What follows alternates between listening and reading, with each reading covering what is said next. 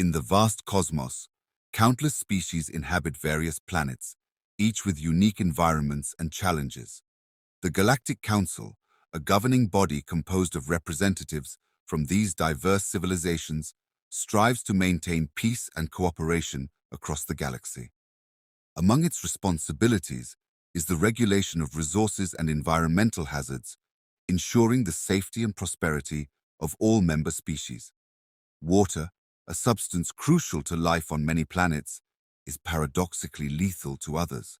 For species like the Aquilorians, water is a deadly toxin, while for the Iridians, it is a rare and precious commodity. The Council's regulations regarding water are strict, as mishandling or exposure to the wrong species could have catastrophic consequences.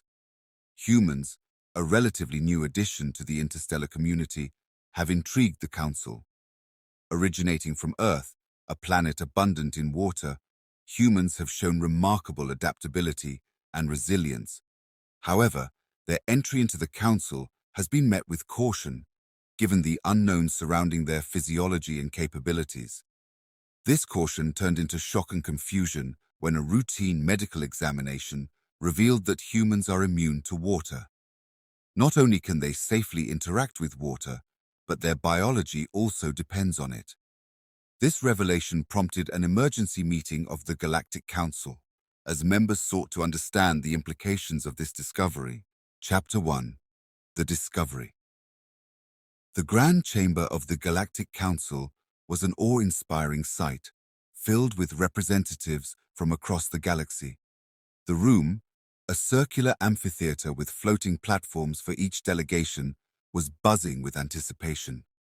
The Secretary-General, Xyla, an elder of the Crystallian race, known for their translucent skin and luminous aura, presided over the session. "Esteemed members of the Council," Xyla began, his voice resonating through the chamber. "We have gathered here to address an extraordinary finding. Our recent examination of the human species has revealed that they possess a unique immunity to water, a substance that is toxic to many of us. This discovery raises numerous questions and potential concerns, which we must discuss and investigate thoroughly." The murmurs grew louder as the various representatives exchanged glances and whispers. The Iridian delegate, a tall, thin being with sand-colored skin, stood up. "How can this be possible? Water is a death sentence for my people. If humans can interact with it freely, what does this mean for the rest of us?" Dr. Elara Cortez, the human representative, rose to address the council. She was a distinguished scientist with a calm demeanor, known for her dedication to interspecies cooperation. "Honored members of the council," she began, "I understand your concerns. On Earth, water is essential to life. Our bodies are composed largely of water, and our physiology has adapted to thrive in environments where water is abundant. We have been aware of the unique dangers water poses to many species, and we approach this topic with sensitivity and respect." A holographic display in the center of the chamber activated, showing images of Earth, its oceans, rivers, and the human body's internal systems. Dr. Cortez continued, "Our planet's surface is covered with vast bodies of water, and life on Earth evolved to use water as a fundamental resource. This evolutionary path has endowed us with biological mechanisms that not only tolerate, but require water." The visuals shifted to microscopic views of human cells and tissues interacting with water molecules. These mechanisms include specialized proteins and enzymes that regulate our body's water balance, protect against potential contaminants, and support cellular functions. The delegate from the planet Aquila, a being resembling a jellyfish with bioluminescent tendrils, floated forward. "This immunity, could it be shared or transferred to other species? Could humans help those of us for whom water is deadly?" Dr. Cortez hesitated. "Our understanding of these mechanisms is still developing, and what is beneficial for one species might be harmful to another. We propose a joint research initiative to explore these questions in depth, ensuring that any discoveries are used ethically and responsibly." The room buzzed with a mixture of hope and concern. The Secretary-General nodded thoughtfully. A joint research initiative is a wise proposal. We must approach this discovery with caution and a commitment to the well-being of all species. Let us move forward with the formation of a special committee to investigate this matter. The resolution passed unanimously, setting the stage for an unprecedented collaboration in the galaxy's history. Chapter 2. The Investigation. The newly formed committee, composed of scientists, diplomats, and experts from various species, convened on the neutral space station Harmonia. Known for its advanced research facilities and neutral stance, Harmonia was the perfect setting for the committee's work. The station orbited a small star, providing an ideal environment for experiments and discussions. Dr. Cortez led the human contingent, accompanied by specialists in biology, chemistry, and environmental sciences. The team included Dr. Liu Zhang, a renowned biochemist, and Dr. Amina Syed, an expert in environmental adaptation. They were joined by representatives from other species, each bringing their own expertise and perspectives. The first task was to conduct a series of experiments to understand the biological basis of humans' immunity to water. The laboratories on Harmonia were equipped with cutting-edge technology, allowing for detailed analysis at the molecular level. The committee observed as human volunteers underwent various tests, including exposure to different water compositions and environments. Dr. Zhang explained, humans have developed a sophisticated system to manage water intake and expulsion. Our kidneys filter out harmful substances, while our skin and mucous membranes prevent unwanted absorption. These adaptations are the result of millions of years of evolution on a water-rich planet. The alien scientists were fascinated by these findings. Dr. Tizan, the aquatic scientist from Aquila, examined the data closely. Your bodies handle water with remarkable efficiency. It's a stark contrast to my species, where even small amounts of water can cause severe cellular damage. Further tests revealed more about the human body's interactions with water. The presence of aquaporins, proteins that facilitate water transport across cell membranes, was particularly intriguing. These proteins were finely tuned to regulate water flow, preventing dehydration or overhydration. Dr. Syed presented a comparative study. Interestingly, aquaporins are present in many species, but their functions vary significantly. In humans, they are highly specialized, supporting a range of physiological processes from kidney function to neural activity. The committee also explored the cultural and societal aspects of water in human history. On Earth, water had shaped civilizations, influenced religions, and driven technological innovations. The availability and management of water resources were critical factors in the development of human societies. Dr. Cortez shared historical insights. Water has been a source of conflict and cooperation on Earth. Ancient civilizations rose and fell based on their ability to manage water resources. In modern times, water remains a vital commodity, and its distribution is a matter of international policy.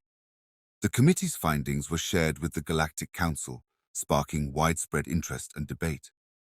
The implications of humans' unique relationship with water extended beyond biology and into the realms of politics, economics, and security. Chapter 3. The Implications. As the Council reviewed the committee's findings, it became clear that the implications of humans' immunity to water were far-reaching. Water, once considered a hazardous substance for many species, was now seen in a new light. For the first time, the Council had to consider the potential benefits and risks associated with this discovery. The debate was heated and multifaceted. Some members of the Council saw the potential for technological advancements that could protect their species from water's harmful effects. Others feared that the discovery could lead to exploitation, with humans being coerced into working in water-rich environments that were hazardous to other species. The representative from the Trade Consortium, a powerful economic bloc within the Council, raised concerns. If humans can safely interact with water, they could be used as a labor force on planets where water is abundant but dangerous. This could lead to a new form of economic dependency and exploitation. Dr. Cortez was quick to address these concerns. The idea of exploiting any species for their unique biological traits goes against the core principles of the Galactic Council. We are committed to ethical cooperation and ensuring that all species benefit from any technological advancements. The Council also had to consider the strategic implications. Water-rich planets, previously avoided by many species, could become new frontiers for exploration and colonization. The potential for new resources and territories brought both excitement and anxiety. The delegate from the Iridian Collective, a coalition of desert-dwelling species, voiced their apprehensions. Water is a rare and valuable resource for us. If this discovery leads to increased competition for water-rich planets, it could destabilize existing agreements and lead to conflict. The Secretary-General called for calm and reasoned discussion. The Council must prioritize the peaceful and equitable distribution of resources. We must explore all possible avenues for cooperation and mutual benefit. The formation of the research center proposed by Dr. Cortez is an excellent step in that direction. The research center, named the Intergalactic Institute for Biological Innovation, IIBI, was established as a collaborative effort to study the unique biological traits of different species. It aimed to develop technologies that could help mitigate environmental hazards and improve quality of life across the galaxy. The IIBI attracted top scientists and researchers, all eager to explore the potential applications of the committee's findings. The focus was not only on water, but also on other unique physiological traits that could lead to breakthroughs in medicine, environmental management, and technology. As the IIBI began its work, the Council continued to grapple with the broader implications of the discovery. The potential for geopolitical shifts, economic changes, and social transformations loomed large.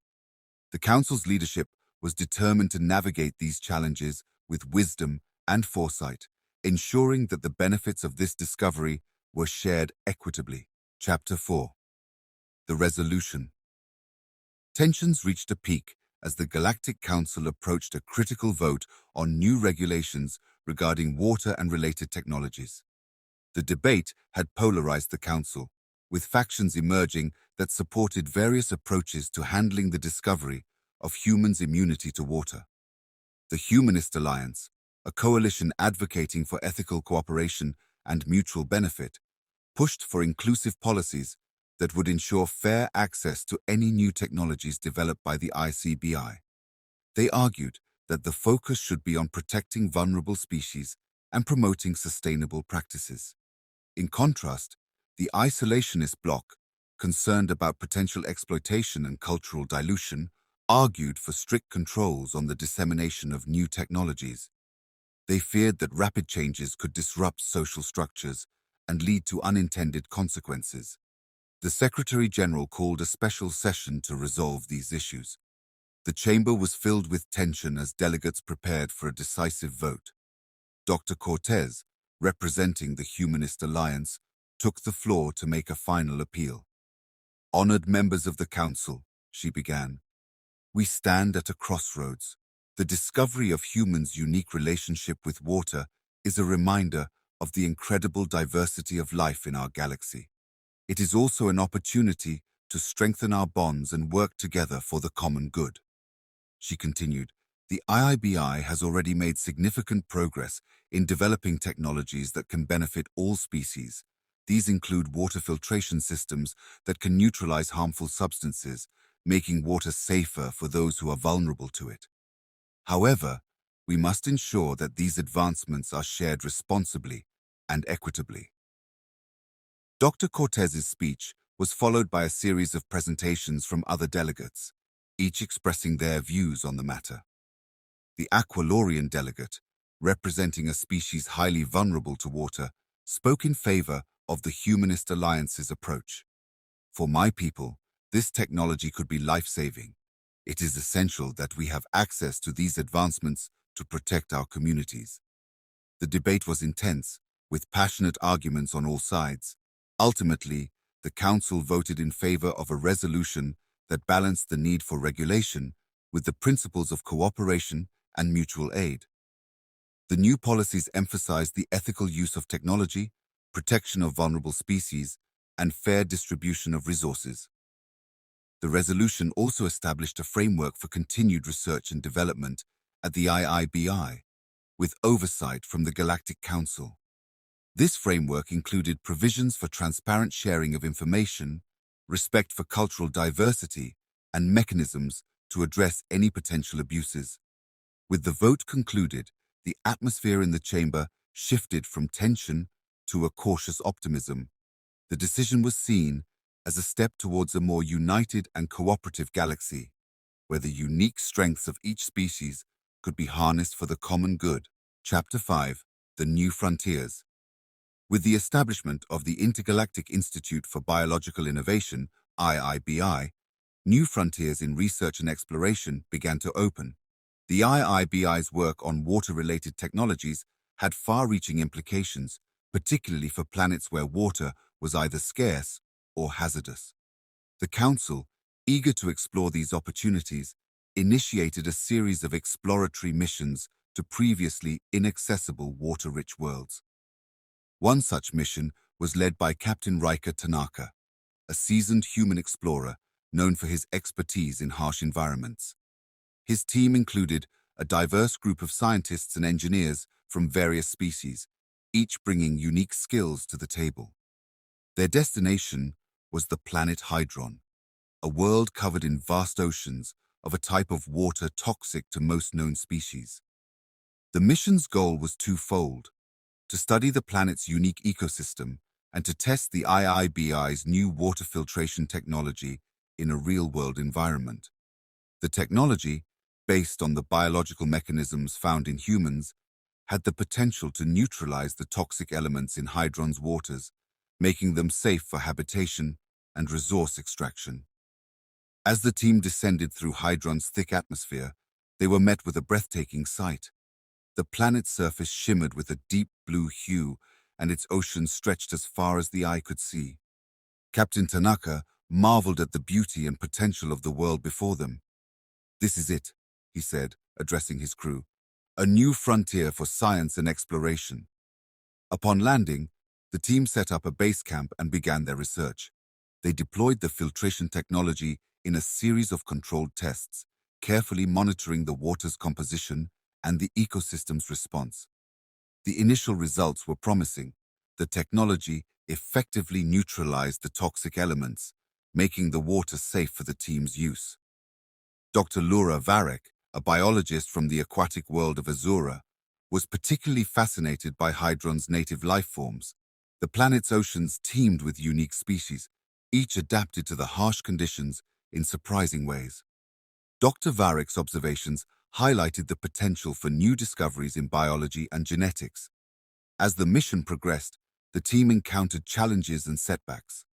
The planet's volatile weather patterns and the occasional presence of hostile native creatures tested their resilience. However, these experiences only strengthened their resolve and camaraderie. The mission became a symbol of the potential for interspecies cooperation and the shared pursuit of knowledge. The success of the mission on Hydron had far-reaching implications. It demonstrated the practical applications of the IIBI's technologies and paved the way for future exploration and colonization efforts on similar worlds.